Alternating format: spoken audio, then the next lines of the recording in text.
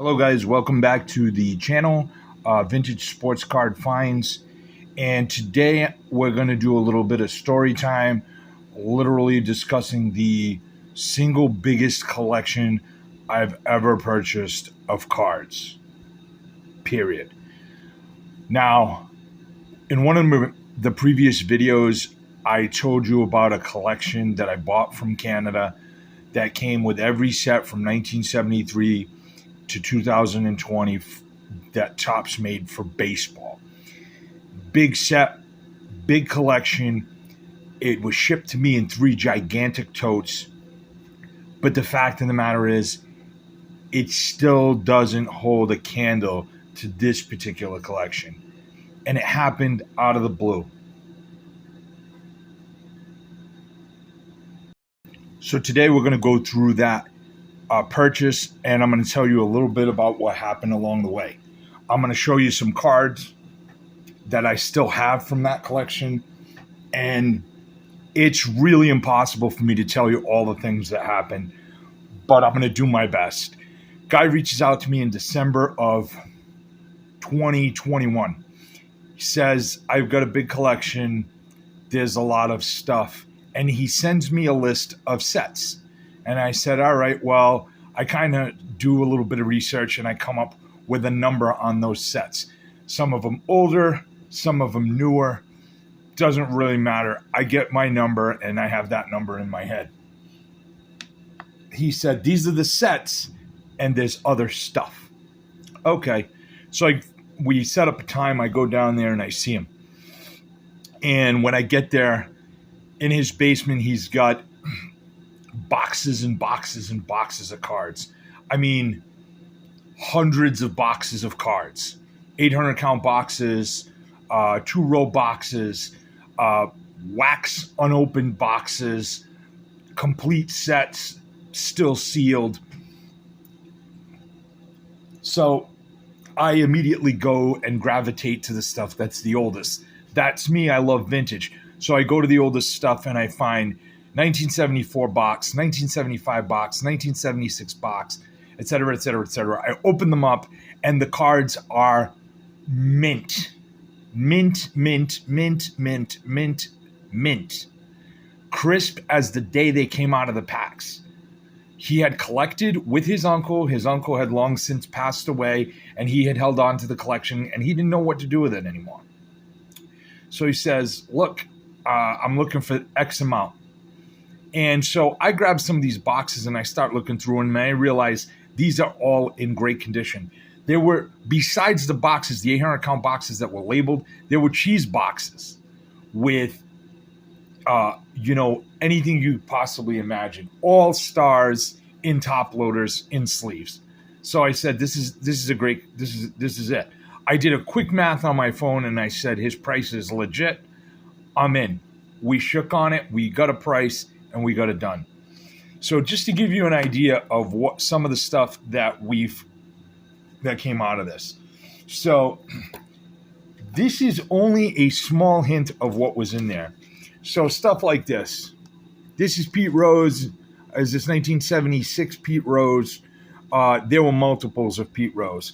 Pete Rose 76, Pete Rose 74, Pete Rose 75, Nolan Ryan, et cetera, et cetera, et cetera. I'm just going to give you a small hint of what was in here. Because I needed a U-Haul to take it out of there. So there were so many cards, I didn't know what to do with it. Steve Carlton, mint. Obviously some of these cards are off center, et cetera, but they're just amazing condition. Another Steve Carlton. Carlton Fisk. Beautiful card. Nicely centered. Who's this that we're looking at here? Reggie Jackson.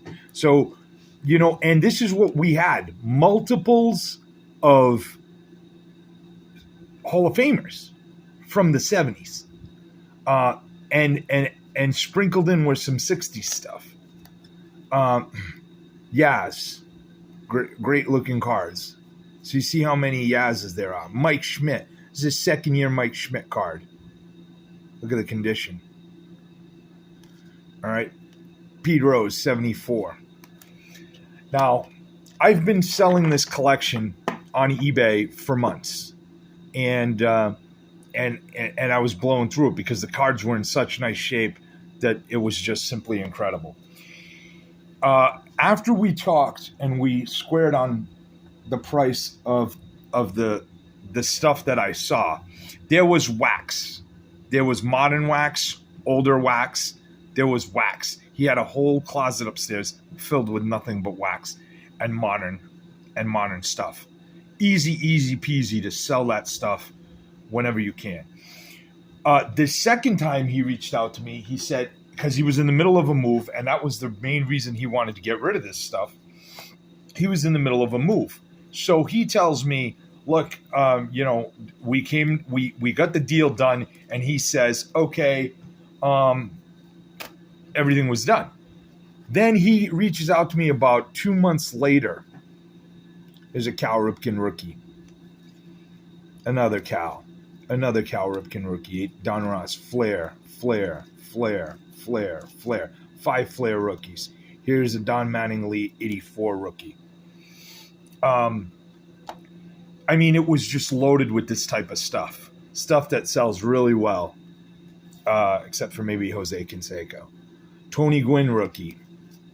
Wade Boggs rookie.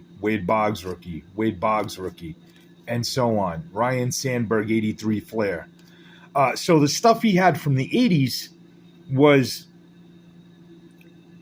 top of the line stuff.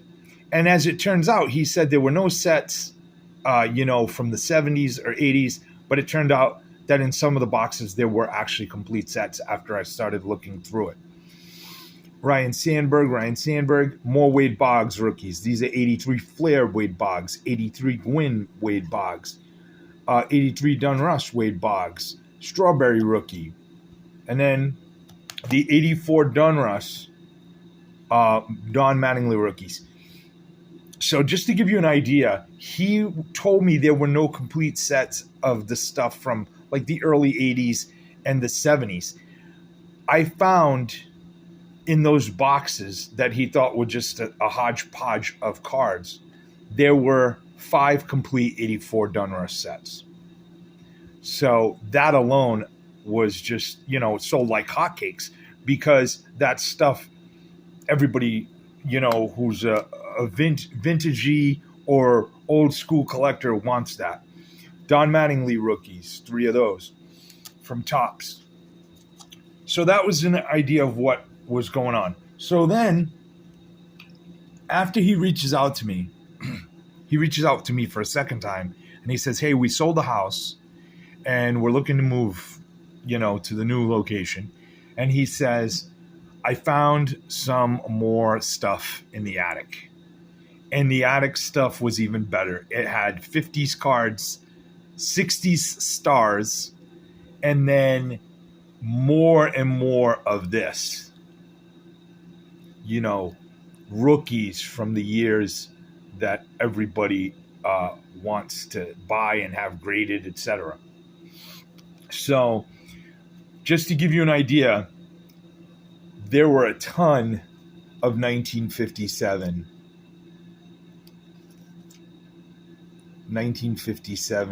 Topps, Nellie Fox. This is the lot that's left after I filled in my set. And I mean, it's not totally complete, but it's much closer today than it was before I bought this collection. And I mean, as you can see, the condition of some of these 57s was ridiculous. Ridiculous. Like, see this one that's not as well conditioned, the rounded corners? That's the one I had in my set. The one that he had was the replacement to this card. So if you find any clunkers in here like this, they were mine. And he, his cards were the better cards. He had, I want to say, about 300 1957s. He had 56s. He had 55s. He had a couple of 52s, some early Bowman, etc. But in that second batch, there were a ton of this guy, Ricky Henderson rookies. There were, to be exact, 11 Ricky Henderson rookies. And I've sold a couple. And then these 3 are going to be sent off to be graded because I thought they were the best looking ones and had the best chance of coming back a 9 or possibly a 10. I mean, a 10 would be great. You let me know what you think in the comments if you think any of these. This one here, now that I look at it, is a little bit more off center. This probably maybe come back, I'm guessing, an 8. But these cards are in impeccable shape. They're like everything in this guy's collection, just off the chain, incredible condition. I've never seen anybody who took better care of their cards than this guy. So it was just an incredible find. I did incredibly well. And then there was just a hodgepodge of other stuff. I just picked out a couple of boxes that I haven't had the opportunity to put everything online yet, to just give you a sense of what was in there. 77s, 79 Pete Rose, more Pete Rose, George Brett 79, Pete Rose 79, Yaz 1980, 1982 Paul Mahler, 72 Reggie Jackson, 82 Paul Molitor, 79 Dave Winfield. There were 2 Dave Winfield rookies in the second batch. Rod Carew. There was countless Nolan Ryan cards from every year, really, except his rookie. Too bad. Barry Bonds. He had a lot of the stuff like this in screw downs. And for the most part, I took them right out of the screw downs because I didn't want them to have an opportunity to be altered. Because they were compressed in these kind of makeshift screw downs. But this one, I haven't had the chance to take the Barry Bonds out. This was such an undertaking in terms of the sheer number of cards that I bought that it was very difficult to, get to everything. I mean, I tried to go through it as quickly as humanly possible. So this is a 78 Robin Yount. 81 Winfield. Sorry about the glare. More Younts. The whole collection was like this. And then any commons that were in the collection were basically commons because he had near complete or complete sets of. So the last complete set he had was a 78. There were 3 boxes of 77 that led to 4 or 5 partial sets. Just an amazing job of taking care of this collection. So here you have a Pete Rose 79, a 77 George Brett third year card, 77 Dave Winfield, 77 Pete Rose, and so on and so forth. You get the gist. The wax sold like crazy. The complete sets sold really quickly, so I was able to make my money back in a minute. It just really quickly, and then I started to put some of these other cards out there and see what happens, And then he had some others like this. I'd forgotten this was even in here. So this is 76 Hank Aaron record breaker, right? I haven't, that's how much of this there was. That it was just so much that I couldn't post it all as quickly as I would want, and just a ton of stuff. And like I said, I can't go through all of it just because the sheer volume. Cecil Fielder, I think this is a traded. Nope, that's from the base set. This is a Mike Piazza Topps 94 rookie. So not a big dollar card because it's from the junk wax era, but certainly if this card were to be sold in grade high, I assume it could probably bring in a decent little sum of money. Nolan Ryan, 1980. the Nolan Ryans, there were 75s, there were 74s. There were, I want to say there was 4 or 5 74 Nolan Ryans. The guy, either the guy or his uncle had an incredible fascination with Ricky Henderson. There were a ton of Ricky Henderson cards. The wax sold really well. He had a ton of 2011 wax, which sold incredibly well. Most of the wax was still sealed. So it was just an incredible, incredible buy. I haven't had the opportunity to go through. I've gone through the collection, right? Because I've been posting as I go. But like for the vintage stars, I was able to take those out, put them in my sets if I needed them, and then I put them on eBay and sold them now if I had duplicates. You can check out the eBay link. It'll be in the description below to this video. Your thoughts on this collection? I mean, it was just a massive, for me, it was a huge undertaking. Both times. To buy the first batch and then buy the second batch, right? I mean, this was a lot of money. And for me, it felt, you know, I'm not a huge, big time dealer. I don't have a lot of disposable income to be spending on cards. So when I spend on cards, I have to be cautious with what I do. But by the same token, you cannot be afraid to pull the trigger when it makes sense. When I sat down and did a quick math count of just the boxes he had in his basement, and when I tell you these cards were in the basement, they were in the basement, in a climate-controlled basement. Inside each of the boxes was moisture absorbers. Every box had one. So these cards were crisp, crisp, crisp as the day they came out of the pack. When I saw the condition of the cards combined with the price that he wanted, I said, I got to do this. It's absolutely a no-brainer. And I'm going to do well on this. And right, it was a big sum of money for me, but I had to, when you have that opportunity, you got to know when to pull the trigger on those deals. Don't be afraid. You need to spend money to make money. It's time for the cliches.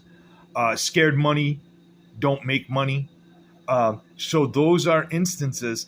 I'm a collector first.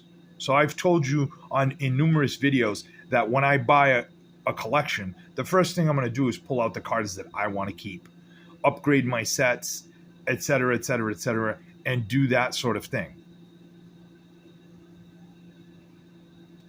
And what I'm looking to do is upgrade my own sets. But then I just use this kind of bulk to sell and make back money. And I knew I was going to keep cards.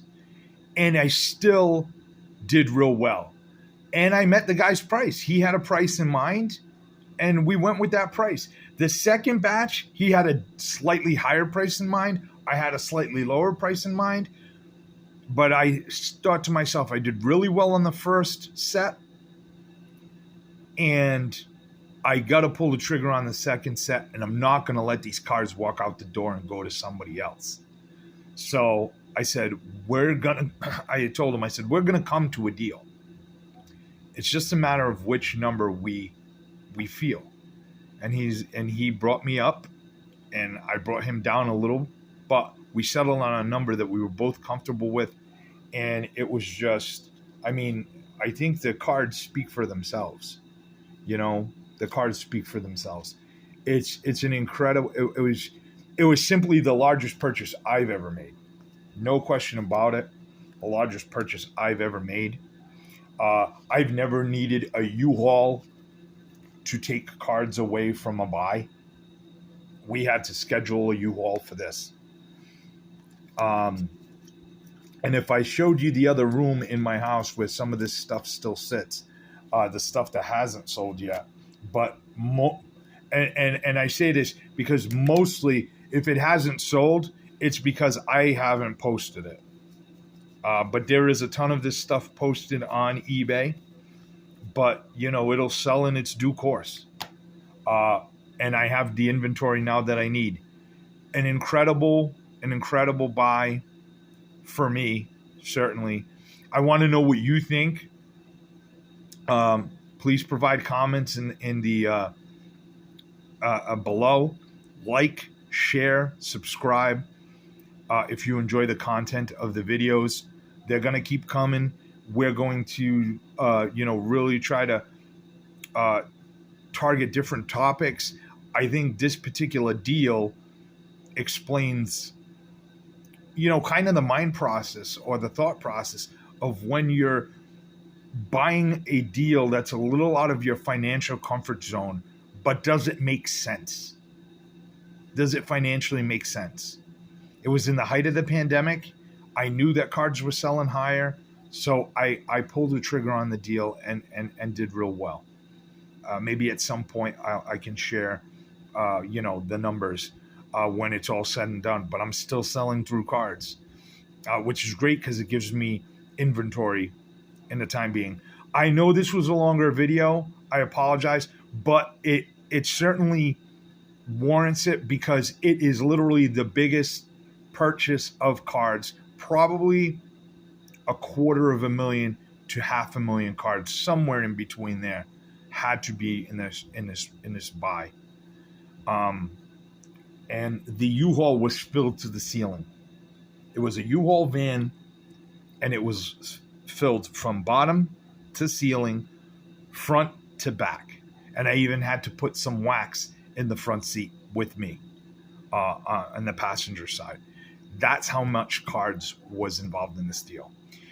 I'm not going to go on any further. If you have any questions, please throw them in the comments below. Feel free to comment, like if you like the video, share, subscribe. Your support is welcome. Thanks again for listening. And if you have any further questions, throw them down in the comments. Thanks again, guys. Talk to you soon. Bye-bye.